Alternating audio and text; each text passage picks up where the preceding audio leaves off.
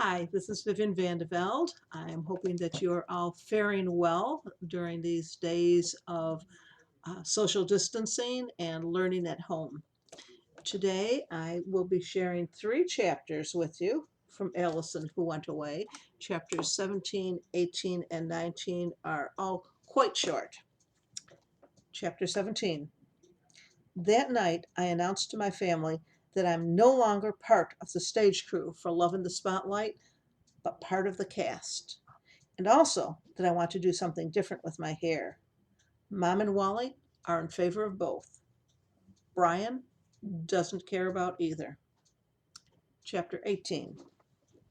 Thursday morning in homeroom, I try to talk Waukesha into letting me put up an article I found for World News. I've also brought one from the local section, my regular assignment, since Waukesha had no way of knowing I'd find something so perfect. But now she's giving me a hard time. Waukesha, being Catholic and also a suck up, has brought some long article about a trip the Pope is taking. I, on the other hand, have found an article about a teacher at a school in England, a male teacher named of all things Mr. Rosenblatt, who apparently became a militant vegetarian after his wife came down with and died from mad cow disease. When the headmistress, I love that word, headmistress, refused to take him seriously, he tied her up and tried to cram her into the school lunchroom oven to make a point about something, I guess. Maybe it's that it's not good to be a cow, mad or otherwise.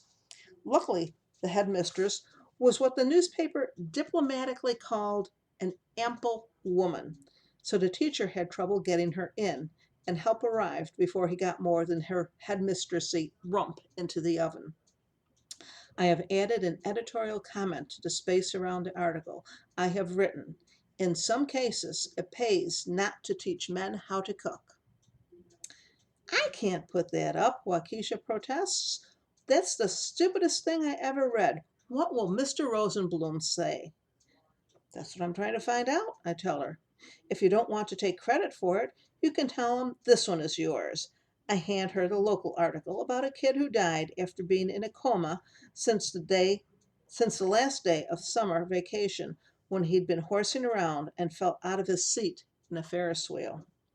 Waukesha shakes her head and gives a long drawn out nah, with her nose wrinkled, as if the article smells bad. That's more your kind of thing, Sybil. Okay, I tell her. She looks at me suspiciously, but I just tuck the English headmistress article into my skirt pocket and I don't say another thing about it, even when Rosenblum comes to check out the current events board. I'll have a chance to put it up after lunch. Chapter 19. As soon as I walk into global studies, Mr. Rosenblum crooks his finger at me in a come here gesture and gives a tight smile that's positive proof that he's either guessed that the English headmistress article is my handiwork or Waukesha's told him. She'd make a terrible spy. She'd spill her guts at the first sight of electrodes.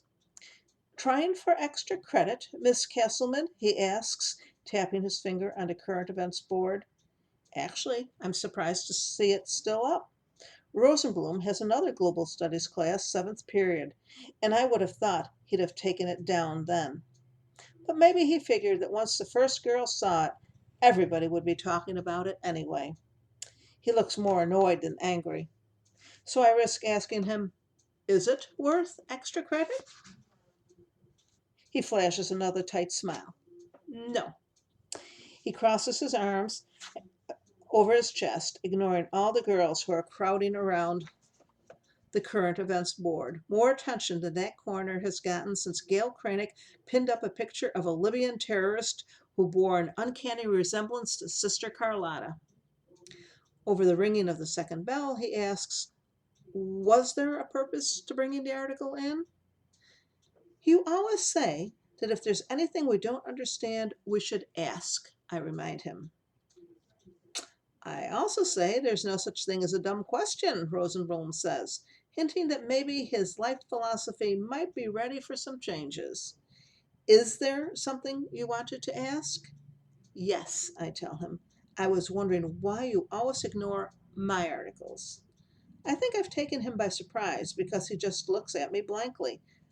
I bring in good local articles, I say, and you always pick world news and national news. Last time, when I had world news, you always picked national news or local news to discuss. I mean, I can understand it. Sports is a dead end, but he seems to be making a conscious effort to ignore me. Miss Castleman, Rosenblum says, the articles you choose don't tend to lend themselves to discussion. When you did world news, as I recall, you concentrated on tidal waves and plane crashes and people struck by lightning. I nod, pleased that he has been, after all, paying attention. I'm working to a theme, I explain. Ah, Rosenblum says, and that theme is? I clear my throat to make sure I have everyone's attention because what I have to say is so important. Life, I tell them, is a series of random accidents, the last of which is fatal. Rosenblum hesitates, as though he expects I might speak again. Finally, he nods, once, more to acknowledge, I think, than to necessarily indicate agreement. Thank you, he says slowly. He stares at the current events board, Waukesha's article about the Pope's trip, Mary Amber's article about a senator being investigated for accepting bribes, Carolyn's article about some cheerleaders' exhibition, and mine about the idiot who fell from the Ferris wheel. Rosenblum takes a deep breath.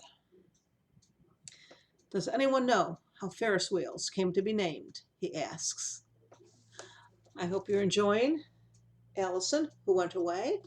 Please stay safe and be kind.